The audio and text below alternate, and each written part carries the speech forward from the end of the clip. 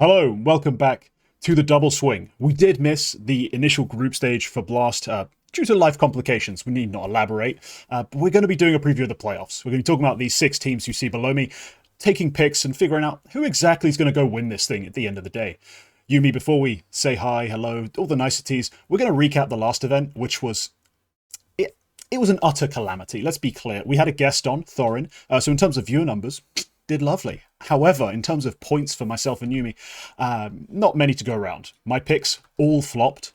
Somehow, Navi and Eternal Fire managed to just not make top four. Looking at this event, quite frustrating. And then Pain and 3D Max also missed for me. For yourself, Spirit did make top four, but G2, Gamer Legion, and MIBR all went by the wayside. Now, Thorin, who almost reluctantly felt like he had to pick Liquid, I feel like he was I was like one of the last picks of the event, or was it the first pick of the underdogs? I can't remember. I think he last picked Furia. Yeah, he last picked Furia. And then he had Liquid as like a. Yeah, No, I mean he kind of believed a little bit, I guess. Yeah, no, I'm going to be honest. I look back, I'm trying to think of the conversation we had. It was basically they're the only underdog pick there's any chance of it, and it was right. It was entirely correct. They were the only underdog that had any chance of making top 8. Vitality going to win the event. MOUZ making the final, meaning Thorin scored a resounding 6 points for the viewers and guests, who are now 5 points clear of Yumi in second, and 8 points clear of me in third, and 10 points, which is just... I mean, I don't want to give up my crown. Like, I stopped wearing it at the end of seasons just because I'm so bored of winning. But this season, I might have to go post it to you. I mean, it's already a little bit broken because it's been through a couple moves. I could probably just buy my own at that you point. You probably could. It's like £5 on Amazon. Okay. That's how much the value of the crown is.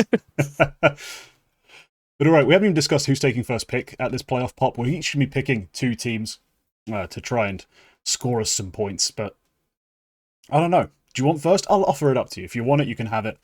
We'll just do the classic 1-2-1-2 type picking order. Yeah, I'll pick first, I think. Mm-hmm. And if I mean, just because it's free and because it is exactly, it's what everybody discussed about. It's why as well. I think even in our show with Thorin, he picked them first. It's the team that's won the most out of S tier tournaments. It's Vitality that I'm going with as a first pick. You surprise me. Yeah, it's hardly surprising. It is just weird to see how quickly this team has become adept with the ROPS acquisition. I know we discussed this before, and I remember trying to kind of slide in this narrative in that, like, ROPS in teams where he has lost faith or he doesn't have belief anymore, plays like an absolute baiter. Like, actually very little redemption on phase. It's like not nearly aggressive enough, doesn't take his timings. It almost feels like he is kind of playing for stats, and he was like that at the end of MOUZ. He was like that at the end of phase. And now that he's in a Vitality alongside someone like ZywOo, he has just leveled up everybody. Like, Mezzy is looking far more comfortable, especially on sites where him and ROPS are playing this sort of tag team duo where Mezzy is getting baited a lot, but ROPS is also the kind of guy where if you let him know how many targets are coming his way and from where, he will hold his sight. It does feel like right now Vitality have effectively no weak link. Like, they have a hybrid aggressor lurking extremities player in ROPS. They have good solid anchorage. Like, Mezzy's individual form outside of like his inter-teammate work has improved. Apex is also fragging well above expectations. And then you've got that topped off by like the aggro and star pieces in Flames and ZywOo. This team doesn't feel like it has a significant weakness right now. And I think that's always the conversation we have, is that this team does feel like it's built to be the best team right now. Whether or not a team comes along and disrupts that or finds a fix for them is still yet to be determined. But I mean, they've hardly seeded a map in like their past 30 best of threes. They've had a couple close run-ins, but nothing too crazy. They've had like, I think 3 or 4 best of threes that they've lost, which is absurd in terms of a track record so far. Well, this year they've lost literally 1 BO3. Only one. They lost at Blast Bounty in the finals against Eternal Fire. They won Katowice without dropping a BO3. Oh, They won yeah. Pro League without dropping a BO3. And I now was they're thinking about unbeaten maps. here. Yeah, no, maps they've lost 1, 2, 3, 4, 5. Five Yes, maps. that's it. Including a BO3 loss that was 2-0. Like, that's it. They've been actually insane. And the craziest part is that we talk about firepower. There's loads of teams we can talk about who have great firepower. Individuals, left, right, and center. Loads of teams have been stacking up. And oftentimes, really, we get frustrated because it doesn't feel like they're delivering. They're not using these pieces right. There's just something not quite going on.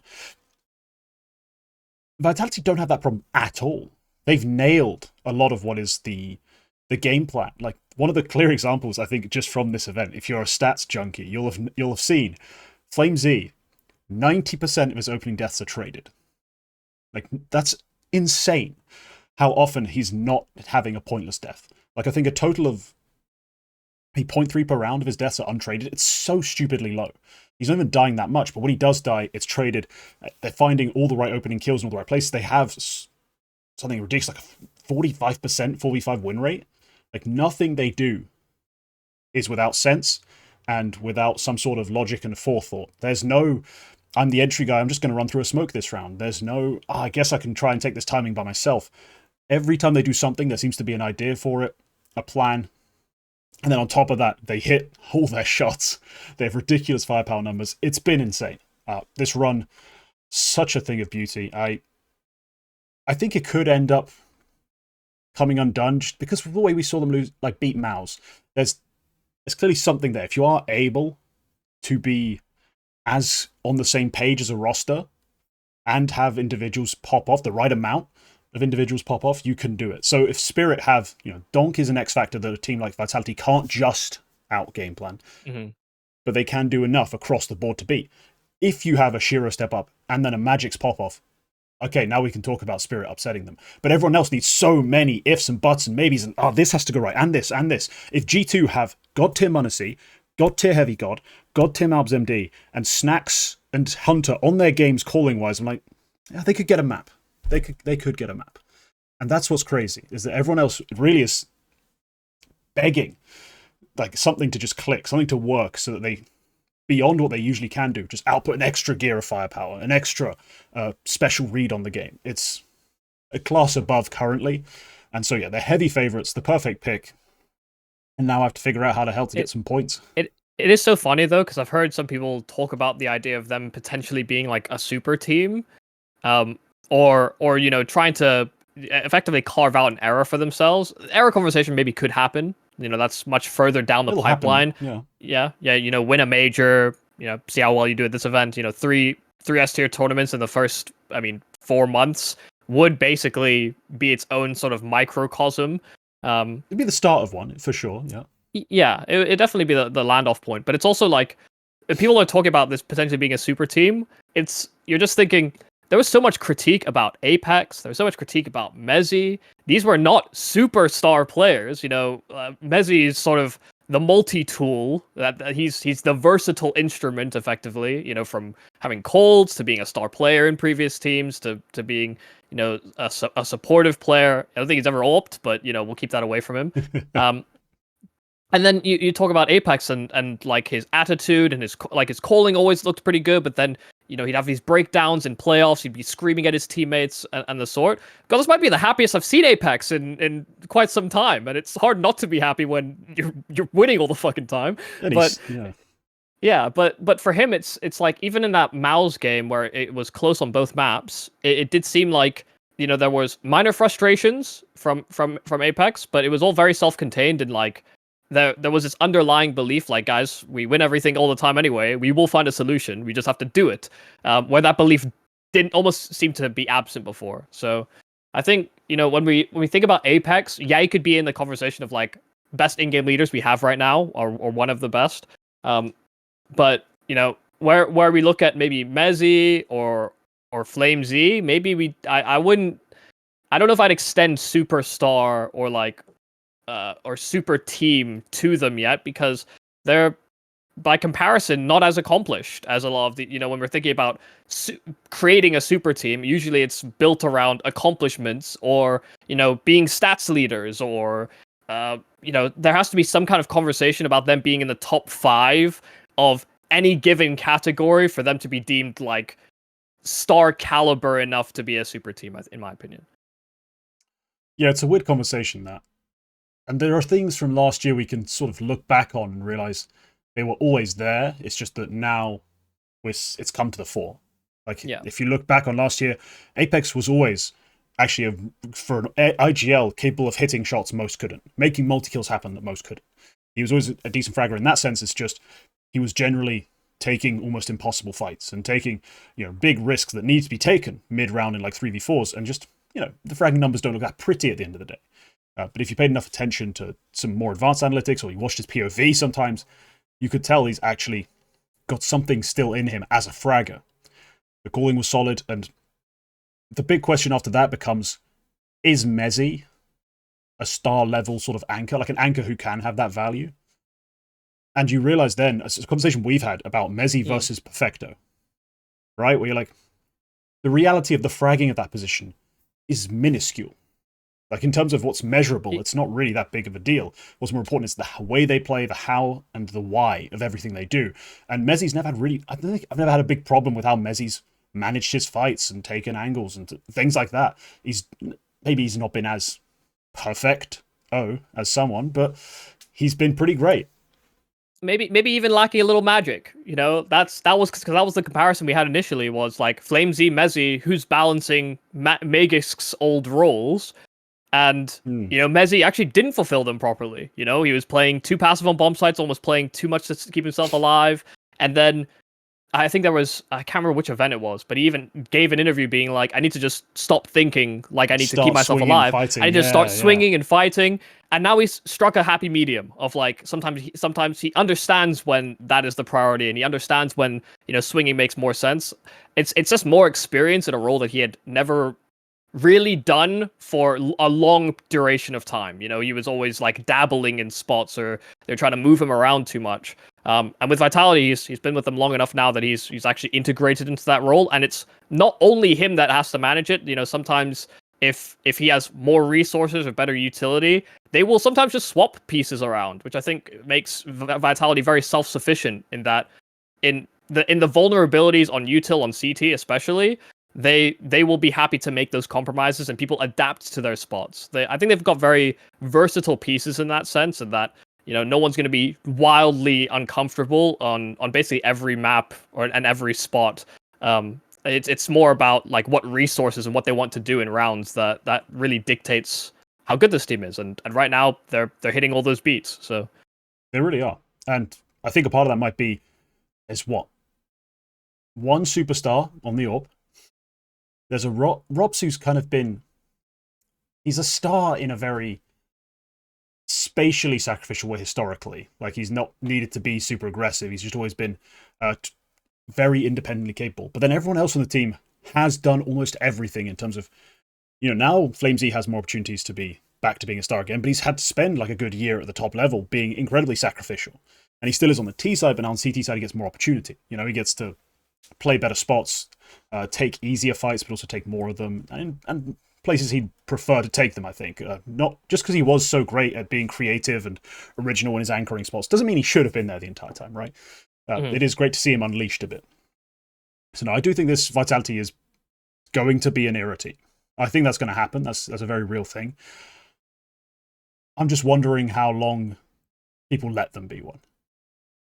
Because I think certain teams have vulnerabilities, have problems that can be patched up, and not necessarily bring them like to that same sort of era-defining level, but close enough that they can take the odd championship away, and then we get to see, is this Vitality immune to the problems of the emotional flare-ups of last year that we talked about, that seemed pretty prevalent, or are they literally just going to be unbroken and just ride on through to the end? We'll have to find out. I think right now Vitality's floor is better than some teams' peaks. Like, I don't think that's... Yeah. I mean, even within the top 8. Like, if I'm thinking Na'Vi, the peak of Na'Vi is probably not getting past the floor of Vitality. Currently doesn't feel like it at all, no. Yeah. The peak of G2, maybe. The peak of MOUZ, maybe. And maybe the peak of Spirit. But, though, like you said before, it's like there's so many caveats to that discussion of like their peak is 5 ifs and a maybe plus the star on that team, you know. Yeah, So plus, we need ZywOo to have one of those ZywOo like sort of big stage moments where it's like, the oh, he's air only quality or he's 1.2 rated. He's whiffing shots towards Cat with an AWP. I get it. 910 does that, but you're ZywOo. Like we don't give you the same leeway. If we have one of those combinations of events, yeah, sure, Vitality can lose. Yeah, just too many ifs and maybes. Perfect pick. What do I go with this? Because I've got a balance taking a team that I think is good and a team that doesn't have to play Vitality till the final. I think that's the problem. Because Lord, I don't see Spirit or Na'Vi beating them right now. That's the rough part. As much as we just built up the case of how they could, yeah, I've got to say, will they? You know,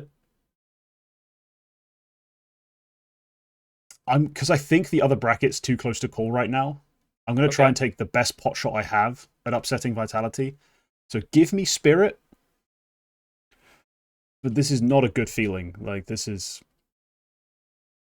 I almost feel like I'm looking at a bracket where I know the outcome, and I'm just trying to see if there's something I can do to convince myself of someone else's quality. And Spirit, look, they've had a great event in terms of their firepower. Like, that feels a bit weird to say, but overall, if you look at the numbers, you're like, oh, damn, they fragged out with a little more consistency across the players than you're usually used to seeing. And the loss to MOUZ is disappointing, but it was such a close game, right? I'm not going crazy. Yeah. That was a ridiculously close Ancient, a ridiculously close Nuke. And then they crushed them on the one map they actually picked. Overall, I did think this Spirit looked competent, which beyond Donk, usually you can't always say. Like, you always have issue with, like, oh, how Zontic's playing his spots. What is Shiro actually contributing? Is he forward enough? Is he present enough? Is he going to live at clutches? At this event, I think you overall can say they looked okay, even if the fragging distribution on that MOUZ series is iconically Spirit. Like, yeah. Donk carries everything. Shiro's, got his numbers, and then everyone else might as well not be present. But still, the Spirit team has the ultimate X Factor player. And in that sense, I do still think Donk is, as I've thought about it, the best player in the world. Not because of his overall kills, but because of where he has to get his kills by nature of his role. There is no exit frag. There's no saving frag when you're an entry player. There's no m0NESY gets a triple kill saving the AWP, dealing great economical damage, but overall losing the round on CT side anyway because he's just exit frags. Guess who was watching G2 games all morning? It just has to be Donk, because the moment he gets a double kill, that's a round one, almost every time. There's no free doubles for Donk, and that level of impact will translate to a lot of series wins. I think they're going to beat Na'Vi, because Na'Vi have looked a bit flat. The way they make the playoffs is with a win against Mongols that surprised many, but then the way they played against Eternal Fire, they just looked broken. So I still don't have much faith in them. I think Spirit take that series, go on to FaZe Vitality, and hey, should the gods decide it, should the fates align, they could make a grand final. I just think there's a better case for Spirit to beat Vitality than there is for any specific team from the other bracket to make that grand final. I think that's where I'm sort of hedging my bet. On the right day, they can do it.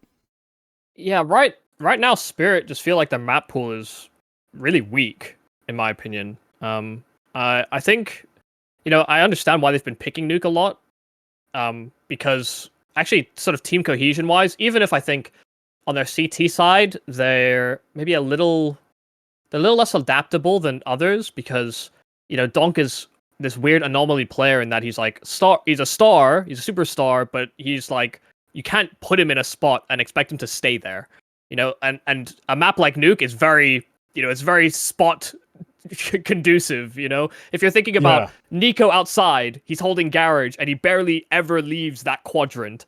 Donk will sit around big garage outside, watch for a few seconds, and then think, I'm just gonna move somewhere else, and someone else has to pick up the slack. It's weird because they don't play those spots, I guess, normally.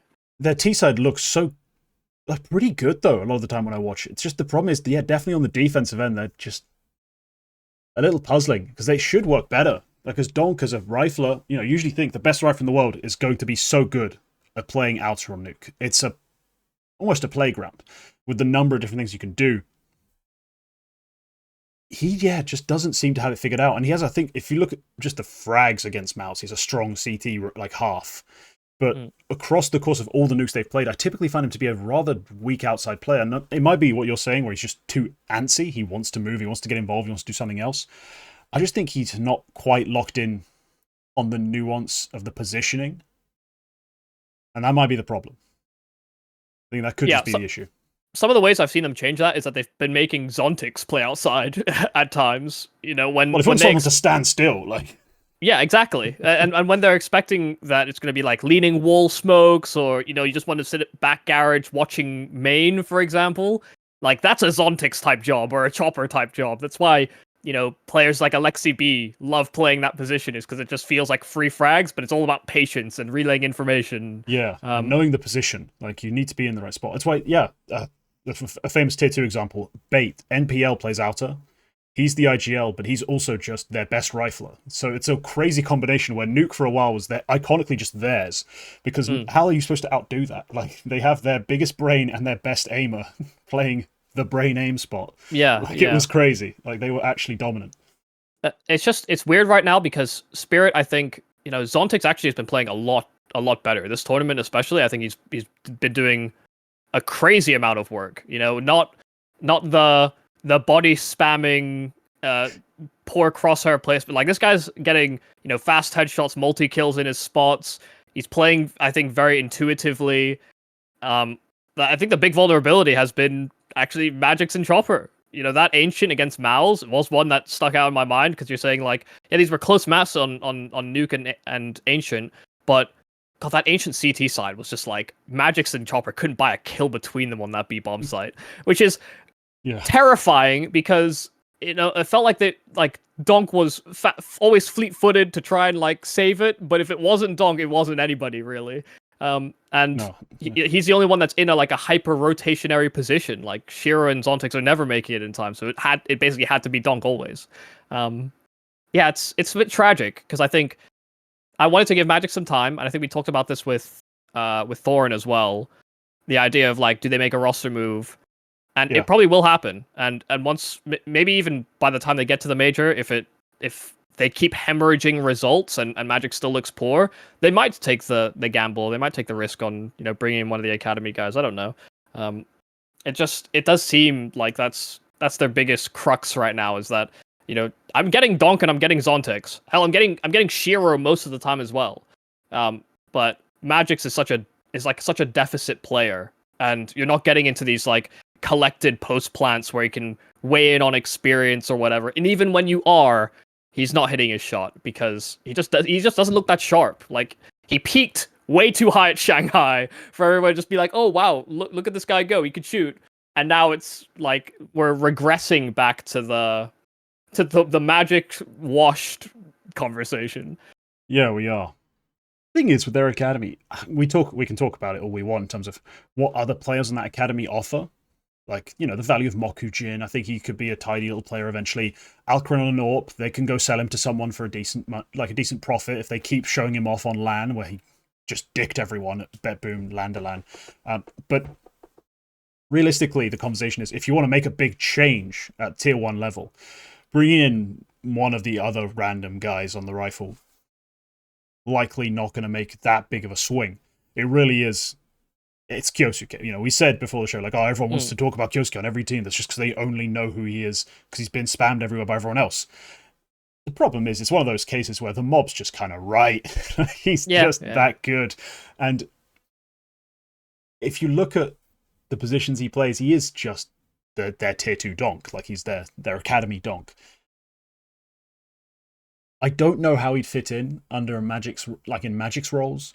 I'm not sure how well the team adapts to moving Zontix into those roles and giving him Zontix positions. Like, it feels like just a strange situation to try and force, but also feels kind of necessary eventually. Yeah, I just don't think the spots are active enough. Like, I never really think of Magix as like an active player. No. Unless you're in a 3v3 and you basically everybody in the world would be like, we have to do something. So I think if you did pull in someone like Kyosuke, it wouldn't make sense. But I actually wouldn't undervalue, like you said, pulling in some of the other Spirit Academy riflers and just being like, you have these responsibilities, you have this job, you sit on bomb sites, like especially when they're talking about nuke, you sit on this top side and you kill people. It's all you have to focus on. It's all you have to you have to talk to the ramp player, you have to talk to the outside player about what you hear. But outside of that, just sit on the bomb site and kill people in like a hyper pressure spot. Yeah. And I think that would work. Like, I think I think there's a lot of talent out there that could substitute to those types of positions. I think, Magic's roles aren't easy, but they're not complicated. They're difficult to perfect, but they're not incredibly trying to get into. Like he doesn't have crazy nuance of having to worry about smokes being blown open or 15 flashes coming his way or what's the protocol response to XYZ. It's instead dodge flashes, get out of Molotovs, shoot people. Like the flowchart is fairly simple usually in Magic's positions. Yeah, I'm just taking a look right now. I was like, you know what? I haven't tried this. I haven't used this crutch in a while. I call it the analyst crutch. The Harry Richards the Nero Viz. roll. The Nero position. Viz. I called it that the second I saw it. Like, this is an analyst crutch, and I've been lucky enough to not have had to use it for a while, like to try and make any points or any videos. But I'm just comparing position to position. I think like 3 maps to direct overlap Kyosuke to Donk. It might be 4. But there's a couple maps where one map where he overlaps with Zontix, because he's a short player on Mirage, and one map where he overlaps with Chopper, because he plays middle on Anubis. Which, yeah, Fine. I can see. That's fine. That's also a pretty active role. But generally it is just Kyosuke overlap with Donk. Like, that's just the way it's going to be. And I don't know. Just looking at the other players, like Mokujin's always the player I think of as like, if I had to min-max value, like I'm looking at his rating, I think about the perception of who he is, which one do I actually secretly think could be the best? I think it might be Mokujin. Like, give him like a chance, but for now, it's going to be hard to derail the Kyosuke hype train. And look, he's also a player who likes to move around, but my lord, he's so sharp. Why not just tell him to unplug his keyboard and just play some turret headshot type deathmatch game? Like, it could probably work. That's reasonable. I also feel like it's the type of conversation we can go circular on for ages. So we should, until Spirit have cataclysmic results that really do warrant the move. You'd like to think they could get out ahead of it, considering they do have the talent available in a pool that they can just pull from. But until that happens, it probably won't happen. So there's no need in speculating, I suppose. Yeah, it's one of those things where I was talking about it I was doing the Power 10, I was just like, yeah, Spirit, most teams would kill to like be number 2 at Kato, then top 4 at Pro League. But for us, we expected them coming off that major win with everyone else making moves to just kind of roll for about 2-3 months. The fact they dropped from probably number 1 to number 2 so quickly is the alarming part. It's not so much that they've fallen to the bottom. It's just that they've fallen off the top. And a little too quickly for our liking, which is entirely different how Spirit maybe view their own team. What's also messed up is that, aside, like, tangenting again, the Spirit Academy team, if they do sell or they do acquire Kyosuke in some capacity, given that they're pretty high up in the VRS, they could actually just sell the whole team to somebody and get some kind of royalty if they make majors. That could actually be a feasible thing that they do, given that the VRS standings are actually such like a valuable asset to have in the current ecosystem. Yes, the same thing with Na'Vi's Academy. Like, you could sell Na'Vi Junior just by itself to someone. They're number 38 on the Valve ranking. If you tell an org, I'm not only giving you Makaze, Krabini, 2 really talented up-and-coming players with great chemistry. One of them's the IGL, one of them's just a monster rifle. Giving you some other pieces that... Demon, I think, has got a lot of potential. Just giving you valuable pieces, but as a unit as well, they're worth number 38 in the world, direct invites to most CCT events. As an org thinking, like, I need to come into CS with a bang. I can't just come in and try grind from the bottom. It's not really a thing anymore. That's a massive payout. Like that's a fee you're willing to pay. Is for that group. Yeah. And Spirit Academy is a less extreme version, although they do have the more extreme individual talent. They don't have as good a ranking, but still, it's the same idea, and it really does apply. Like, you could just go for it. Just swing for the fences if you're an orc coming in. And, if you're and also, those players will want to have those opportunities, right? Like, True. they don't want to just constantly sit on the wings and just think, man, the main team's doing all these crazy things, or at all these S-tier events, and we're not far off the ranking to be at some of these, like, close qualifiers or maybe direct invites. Yeah. We should be at these tournaments, probably, but we can't, because same org, so... Yeah, like Krabany, Makaze, the two of them, thinking, we literally are better than Bad News Eagles. Like, we should be playing at a higher level. Give me like 1 or 2 upgrades to the rest of my team, and we're no longer just that cool academy team who can sometimes make it happen. We're legit like Gamer Legion beating level. Like, we could. That's probably in their minds. I'm not saying they absolutely are, but that's probably where they roughly see themselves, given their extensive experience in Tier 2. They're probably up there. Yeah. Right, should we take another pick before we pick another tangent? Yeah, do you want to snake draft this? I mean, we can, just because we all believe Vitality's winning anyway. Yeah, well, I mean, I that. felt like first pick was a little like, was a little much in a 16 bracket. Okay, I'll do it. I'll take the second pick as well. I got to pick someone from the other side because it'd be super lazy and incredibly dumb to pick Na'Vi here. Like, really banking it all in. Somebody's gonna beat Vitality in the semis. Yeah, that'd be so dumb. If they both get to play Vitality on the same day, yes, I'll pick both. But they obviously don't. That's not how events work. That'd be so dumb. It's not some weird King of the Hill thing. Although, speaking of event formats that could be fun, a King of the Hill event. Yeah. Endless best of ones, though, because best of threes would wear you out too much. I will always... The God beat fuck, like, clip, that event format, I thought was so fun. It was like, you won your game, and then in the next matchup, you could pick an opponent for them to play, or like, you could pick the map. Yeah, that wild thing, yeah. Yeah, it was like a really convoluted system, but it was kind of fun watching them like try and pick like the strangest map that these two teams could possibly play, or like the worst map for the opponent or something. It was like there was a weird game theory in there. Yeah, that was an odd one. But anyway, yeah, we're not doing King of the Hill. I need to pick someone. Do I finally believe in G2? No, I'm just going to pick Eternal Fire because they're already in the semi-final. Fine. Let's be real. Like, there's no point being silly. I'm just going to take the semi-finalist. The team who've already shown me they can beat, not Vitality, I think they've beaten Vitality, but they could beat everyone else who comes out of that side. And that's pretty impressive by itself. I mean, look, they finally got the win over Na'Vi. They hadn't beaten Na'Vi. I think that was one of the big issues for them, was finding a way to get that win. Yeah, it was a big hurdle for them. And I watched that game mostly in the gym, but thankfully I take long rests, so I got a lot of time to focus on what was happening. And Dust 2, after Inferno where Eternal Fire pick it, Na'Vi play fairly well, but no bit means no party, let's be real. If you're Na'Vi trying to beat someone on Inferno who's a good Inferno team and bit doesn't show up at all, you're not going to do it. But the Dust 2 basically breaks down on the CT side for Eternal Fire when they win the most absurd 2vx around mid. Like, JL has to go fight and kill. They've run out of time. They dropped the bomb in mid between the doors, so they couldn't recover and go to the A-bomb site. It was ugly. It was silly. And from that point onwards, they just looked so flat. They got the CT pistol, and you thought like there's a glimpse of life, but then after just smashed apart. That was one of the most horrible games I've ever seen Na'Vi play. And it was the classic example of when the other team shows up and your game plan isn't magically enough. You're not able to get every single one of the right fights for every single player, and it doesn't help the bit as well. Just goes missing on the first map.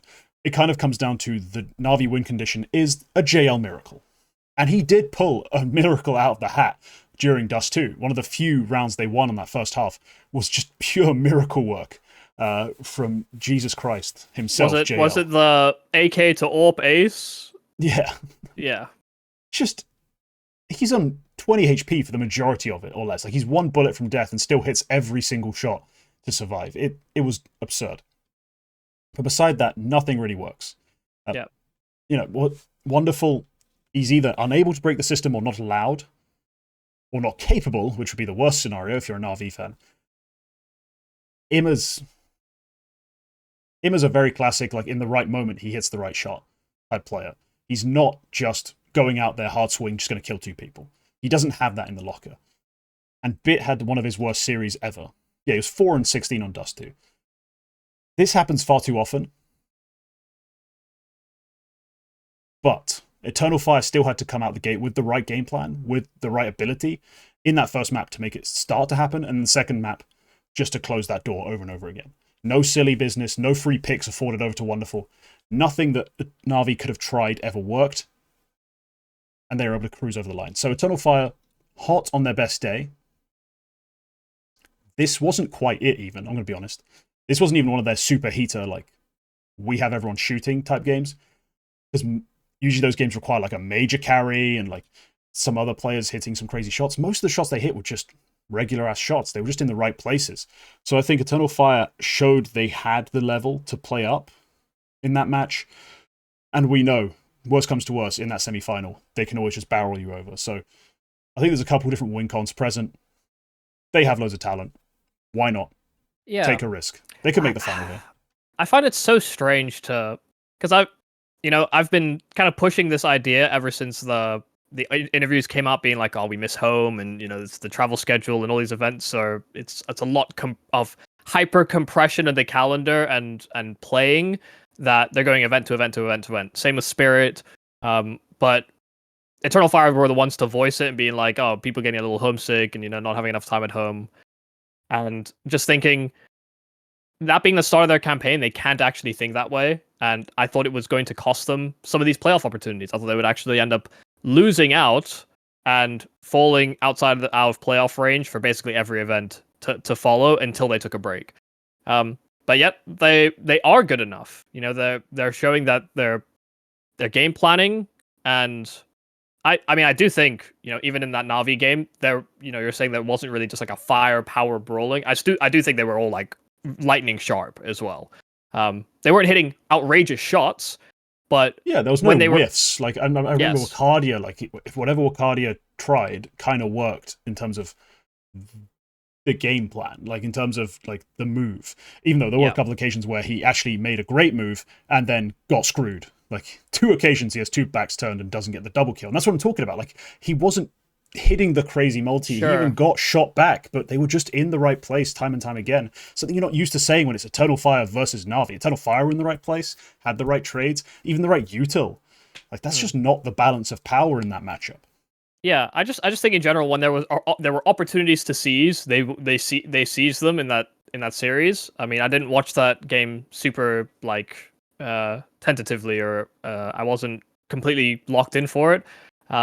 But I was watching some of the rounds, and it just felt like Na'Vi genuinely weren't shooting, or they were playing very static positions. And like you said, almost like Wonderful couldn't break the system, but there was also, Bit when there were attempts looked awful. Alexi when their attempts, things did not look great.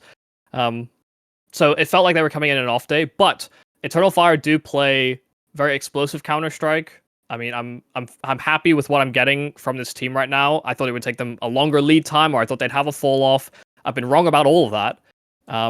This team is playing with so much belief and like in like personal ability.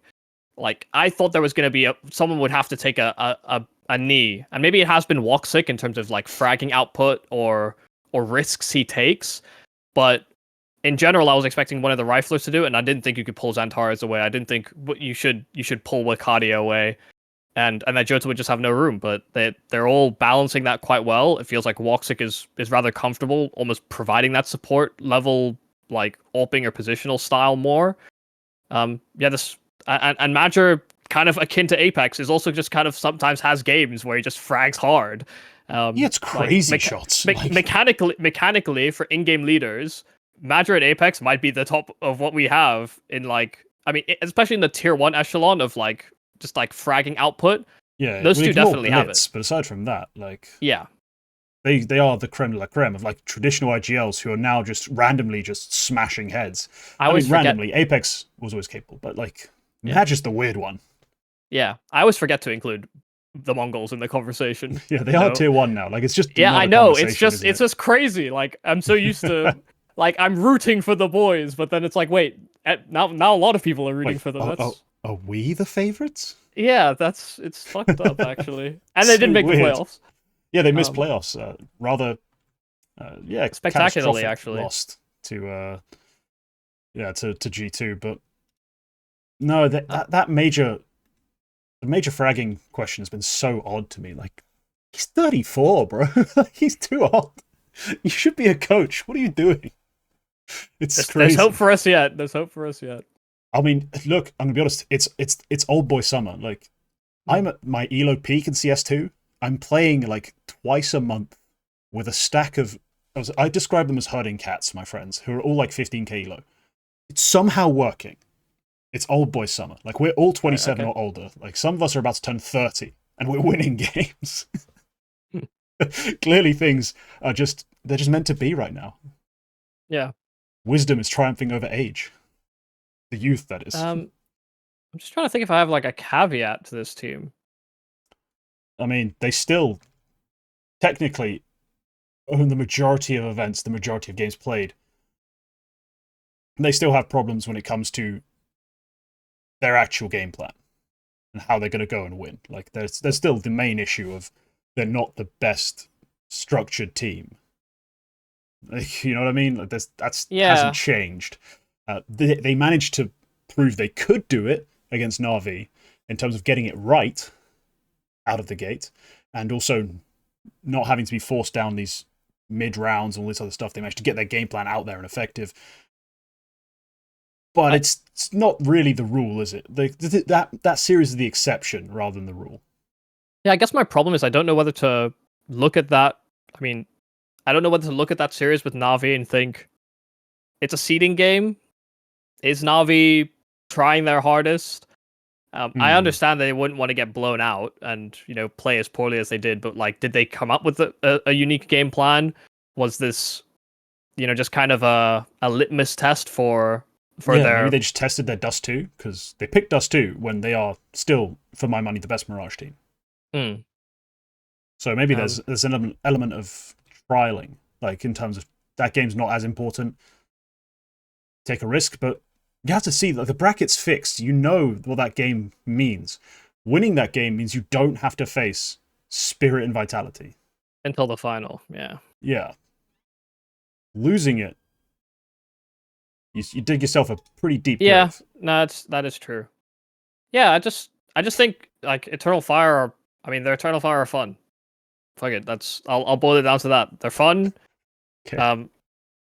They're explosive. Yeah, they do look like they troll rounds away, like, or they throw them away, fairly frequently, and it's usually from positions where they're ahead and find opening kills in like the first 25 seconds. I feel like that amount of time that's left on the round, they almost lose a sense of what can come next, or what the next plan of operation is for the opponent. So that's maybe the one thing I've noticed on their CT sides, but I'm really reaching for like reasons to dislike the team outside of, you know, I thought they were gonna burn out, or, you know, the roster move was too fresh. Their multi-kill rate is slightly low. I'm just going through stats now just to find something for you. yeah. Let's rate's just a bit low because I don't need a negative. I just don't like to always, you know, swing too hard on positives. We need to be a dick about everyone a little bit, right? Because some teams we can be really mean to. Let's be mean to Eternal Fire. Like, 0.83 multi-kills per round.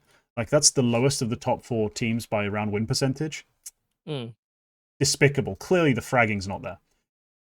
Just really weak. Really weak. Step it up, guys. Yeah, they have a 0.2 kid ratio as well. God, really? Yeah. You're picking. That's all I've got. I'm gonna lean in on a team I've doubted a bit, and I hate that they're here. Actually, no, I'm not gonna do that. Fuck it, I'm gonna go. Fuck, I can't decide. It's G2 versus MOUZ. There's no way you pick Na'Vi. I know. It's G2 or MOUZ. I was gonna go initially my instincts wanted to say MOUZ, but then I was just thinking the G2 we saw against the Mongols was actually really good. Like it wasn't Yeah. crazy sporadic. It wasn't pure firepower, brute force techniques.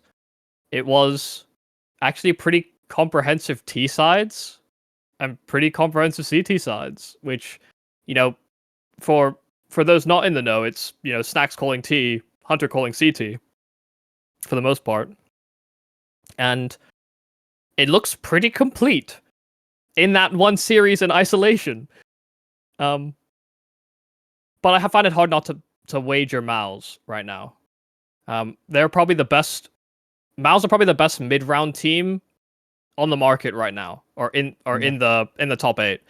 I won't pretend like their strats are crazy complicated.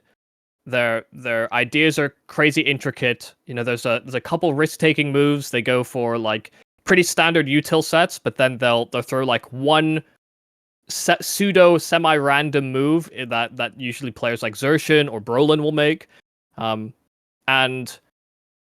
then if they lose opening fights, they're probably the best team at like re-navigating their T sides and pulling rounds out of hats. Like they've got hyper explosive players in those sort of situations. They pull out multi kills where you would think, well, there's no way in. They have this crossfire setup, and it's like, well, three people have swung through Donut and killed both of them, and the round is won. Yeah, just to clarify that, you're picking MOUZ?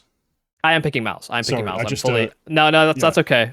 I was flip flopping, but it's weird because I almost don't want to pick them. I don't know what it is about MOUZ.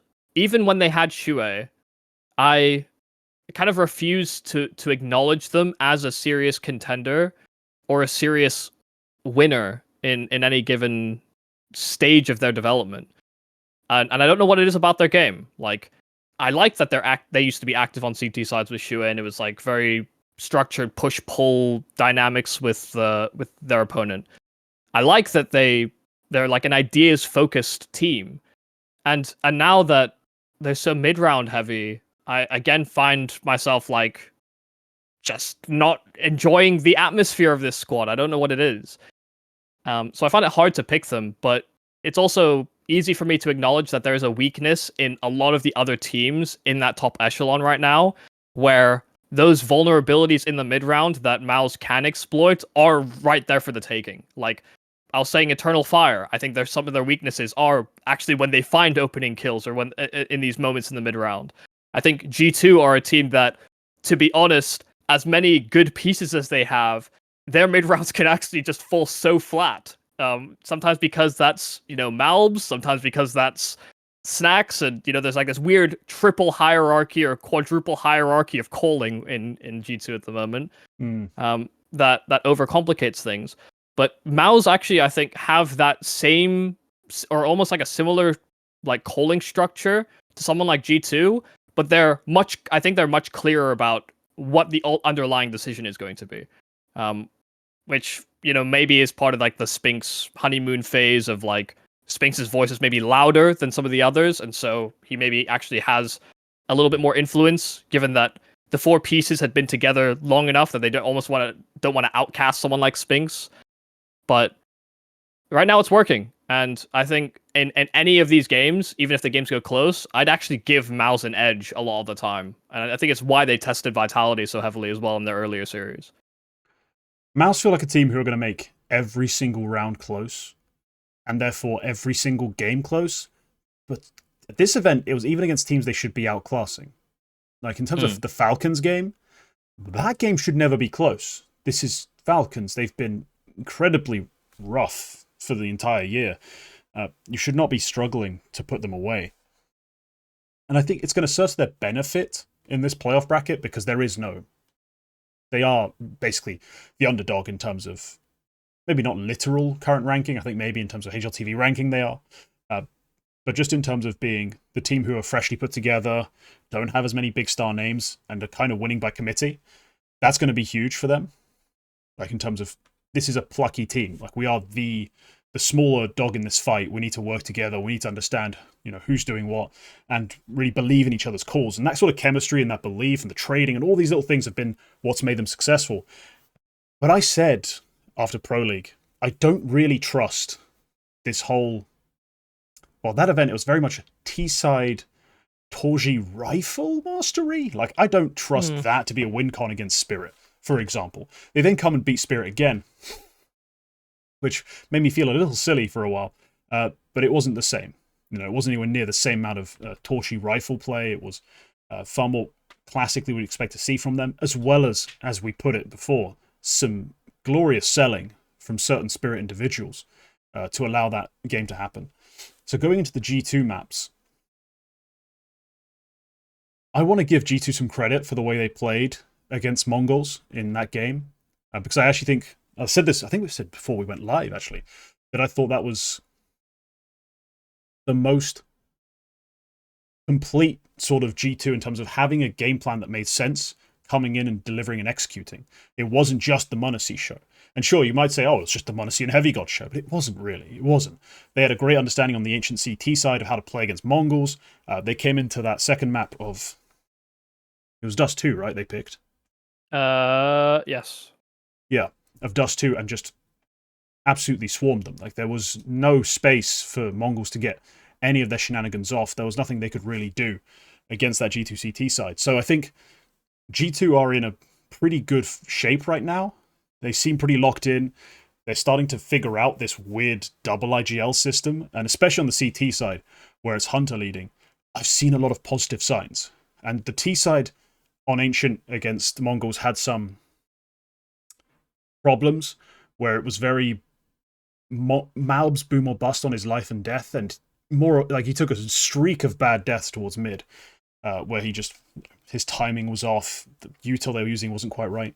But the CT sides have been so strong, and I feel like that's been a big part of MOUZ's strength. It's been their T play and their rifles playing off each other. So I do think this is a hard matchup for me to actually predict in either direction. I think that's part of the problem you had, really, was just umming and ahhing between these two teams. And so I'm worried that MOUZ actually fall short here, and G2 get their first top 4, and their second win against the top 10 team this year, which is crazy to say out loud, but it's true. They've been pretty weak. Yeah, I mean, there's been a major capitulation for the loss of Nico. I mean, that's always the conversation about it. Is always Nico, and Nico, yes. I just think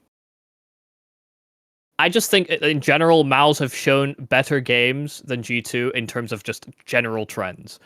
So sure. that's what makes it hard for me to choose them over G2, who, I don't think anyone would argue G2 technically have a higher ceiling. It's just I just always watch these MOUZ games and think, where is the out and how are they going to find it?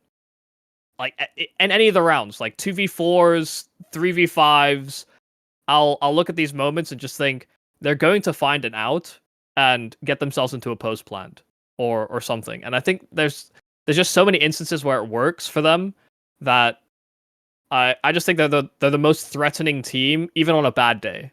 Like, if their opening plans and their ideas look terrible, I think they still will give teams a run for their money. I could see the other side of the coin of like, oh well, even on the good days, sometimes the games are a little too close.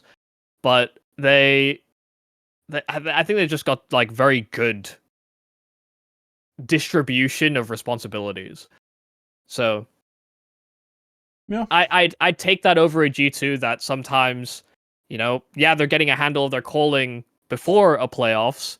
Now we're gonna have to talk about, does that Hunter Snacks dynamic actually work in front of a crowd? Can they are they able to remain calm in the same ways?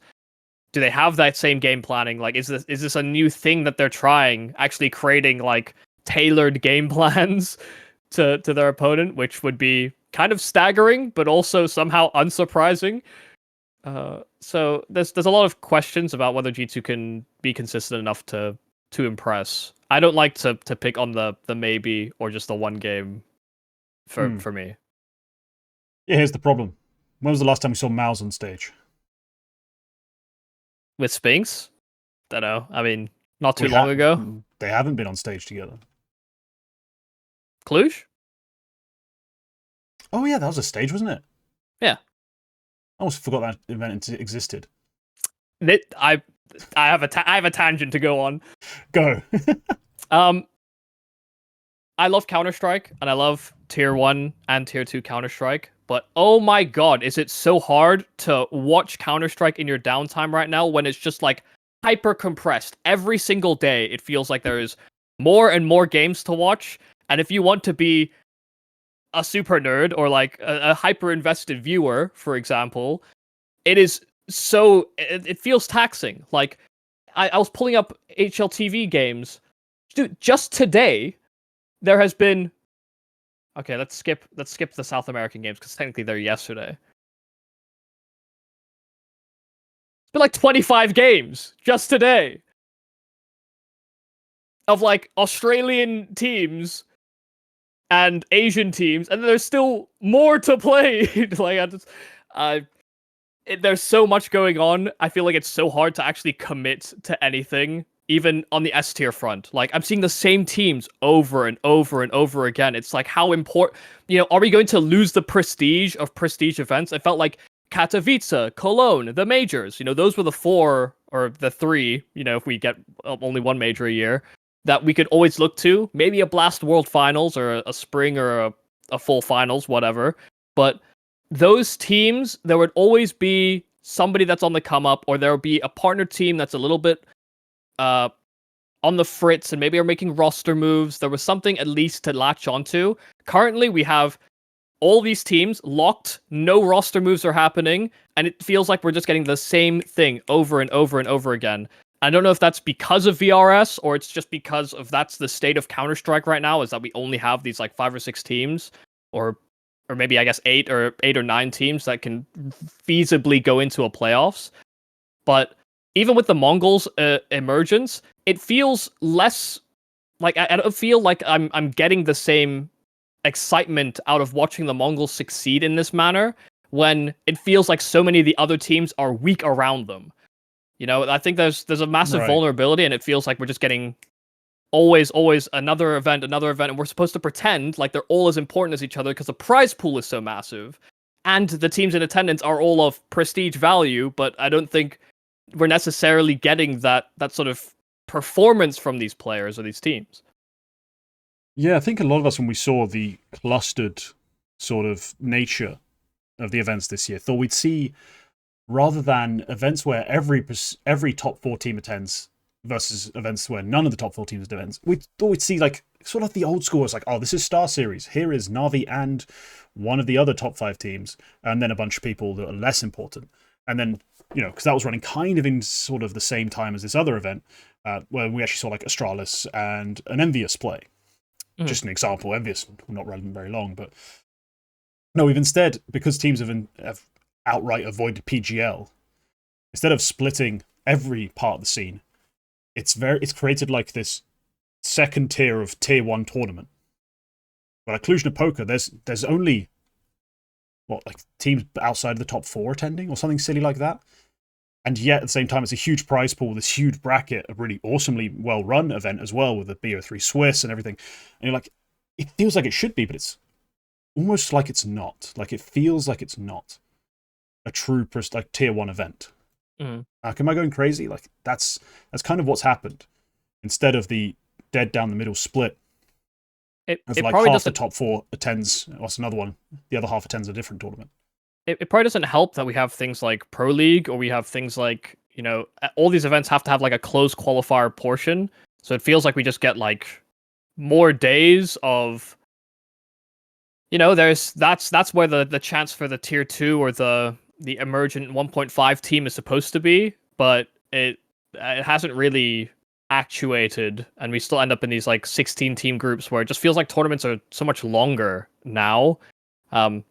And maybe that's just me complaining as someone that like, oh, I'd want to work on these events, but I'm just a commentator that sits on the outside. But it does just feel like there's just so much Counter-Strike on all the time that it's genuinely very hard to keep up with, and it makes it like, I think it oversaturates or dilutes the product in a way it's rather upsetting. And I think part of that is, the orgs and the teams pushing for rev share models, and only pushing like the fact that PGL couldn't hardline stance themselves as we're only giving prize pool, and what you do with that prize pool distributed amongst your team and the organization is your business.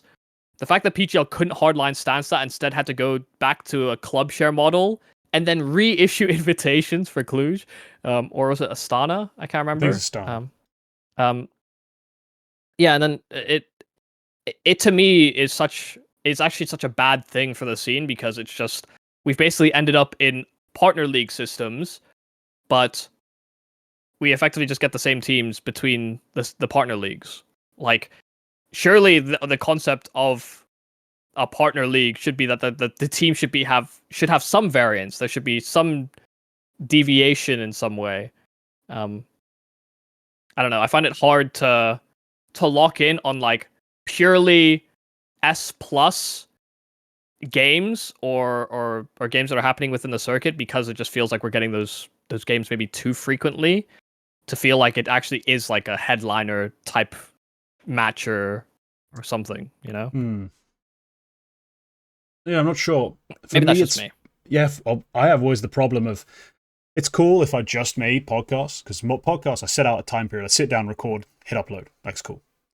But scripted content with actual edits, having to work essentially 9 to 5 on that, whilst also trying to watch the CS and keep track of it and actually be on narrative and on point and up to date, it's a lot of hours. That's what I'm talking about. Yeah, I'm at the gym, I'm watching CS. Yeah. I don't have much escape from it. I can't. Otherwise, I'm just going to lose track. I like to watch these S tier events. I like to watch Asian Counter-Strike. But I feel like my calendar is full just being a viewer. it's messed up. Like a bit, yeah. If the players are experiencing fatigue, I have viewing fatigue. Like, give me time so that I can go, wow, S tier event, that was so great. Now I can watch tier 2 for a little bit. Oh, now another S tier event's coming around the corner. So we go like, what, from Bucharest, or from Lisbon, ends on the 30th, to Bucharest 5-6 days later, and then Melbourne a week later after that, and then just feels like a lot. Yeah, we're just getting old. Yeah, that's the conclusion. We're just getting old.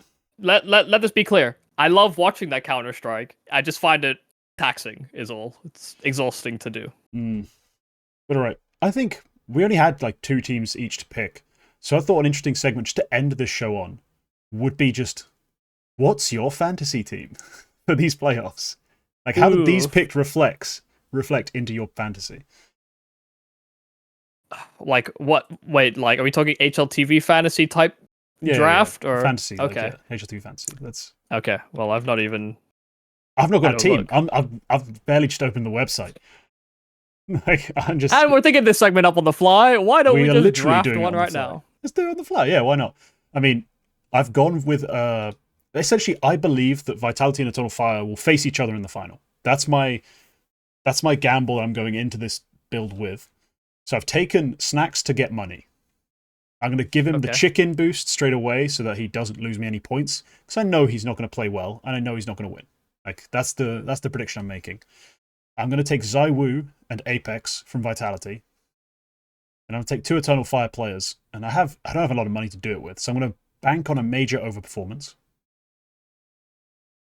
And I'm also going to bank on a Wakadia play up to his level. Okay. I'm still left with 4K, so I might change Snacks into Alexi B. It depends on how I feel about other IGLs and their potential to actually win a game. But yeah, that's currently where I'm sat. All right. Well, I've just quickly whipped something up. I've gone Apex Flames, Z, or Flames, then Torji Brolin, and Jota. Because, listen, if anyone's going to disappear in the playoffs, typically it's actually not been Flames. No, he shows up. Yeah. And I can give Torji the CT role, and he'll farm on that, because Torji on CT sides, he might be the best player in the world. So yeah, I mean, he had a weird anomaly at Pro League where he was just outright better on T side, which was just so odd. Like, That's what I said. I don't believe it. I just don't believe it. This isn't them. uh, but no, he is on CT side. I joke about it, but like CT Torchi is my muse. Like the reason I come back to certain demos to watch certain games. Like if you watch Torchi on CT side, you'll see everything you want from an AWP demo a lot of the time. You'll see a variety of different positions and picks, risks in the right moments, rotations, hitting some crazy shots as well along the way. Like he'll have a couple of nice flicks per map. Like you're just guaranteed to have a good time watching CT Torchi. Very intelligent, like Yeah, he's a the great way he CT plays. player. Yeah. Then on T side, you'd like, this might as well just be any random rifler on an AWP. Like, he doesn't AWP really. He throws util. I don't care what anyone says. I still think his rifle's pretty weak. Like, he's not a great rifler. So for me, it's just a waste, the way I see him played on T side. But the CT play is just, it carries you through. Sure. Absolutely. All right, I'm thinking roles right now. Obviously, I need SMG, eco-friendly on snacks. But it's not going to matter. He's not going to get any points. I'm going multi-fragger on Zywoo, leader on Apex, support on Major, and attacker on Wakadia. I think Wakadia's going to typically has more fun on T side. There's been a few anomalies this event, but I think generally T side is where I'm going to see him, especially relative to how T side is judged. Like, have you actually looked? If you look through the individual firepower stats on HLTV, you'll realize between CT and T side, you need less kills to get a higher rating on T side. Like, it's actually distinctly different. Because you're judged on the average for that half, for that sort of. Right. Okay. So you do need fewer kills to get a high T-side rating. So I'm going to take the attacker risk for him. And boosters, we'll see. I mean, I know what I'm doing for snacks. Chicken out. I don't think he's going to do well. I think they're going to lose. But then I think that MOUZ lose to Eternal Fire, so that's fine. Yeah, top of the scoreboard, Zywoo has to be done. I've just realized I've basically just gone with what Thorn picked for Pro League. I've basically picked the final from Pro League. Just fine. Tragic. Yeah. Tragic. I'm going to go with assists on Apex. You know, he's going to whiff a few. He's got a 90% chance of proccing that, according to his past games. We'll go Farmer for Major, because he does get a lot of SMG frags. And I don't know, is there a clear good Wakadia pick? He's pretty strong for Avenger and Beta, just an absolute pack monster. Let's go Beta and see what comes of it. Yeah, all right. That's the fantasy squad. Yeah. It's not on screen, but we've talked through it, so hopefully those of you with ears understand what's going on. So just quickly for my team: Apex leader, Flamesy attacker, Torchy defender, Brolin support, Jota multi-fragger. And I did have 6k left over. I could have swapped Flames for Ops, but I think Flames will do better. So damn, that's bold. That's bold. Yeah, I'm not sure about that one, but hey, it's your team. Yep. I don't know about that, because, yeah, Flamesy last year was resilient in playoffs, right? Like, he kept showing up time and time again. Spinks would take a dip. Zywoo takes a dip. Guess who doesn't? Flamesy every damn time. Stays either just as strong or gets slightly better. That was a key part of what made Vitality a stronger team in playoffs sometimes, but also just disappointing in general. Because you're like, this guy's managing to do it. The rest of you need to step your game up, and then you go and win events. And guess what? Finally, they do. Different configuration, but it works. Sure, yeah. All right, that's going to be the episode. Shorter than usual, but hey, there's only 6 teams to pick from. We should be doing a full preview of the next 2 events. I've got people in mind for guests and everything, so look forward to that. But yeah, if you enjoyed, leave a like, sub if you want to see more content, and leave a comment telling us your thoughts on any of our picks. Remember that members get access to more content, including a Semmler interview that's doing pretty well, as well as prospect demos and some content early. There's a lot of different things, but please do sign up if you feel like supporting the channel. And yeah, we'll see you in the next one. Goodbye.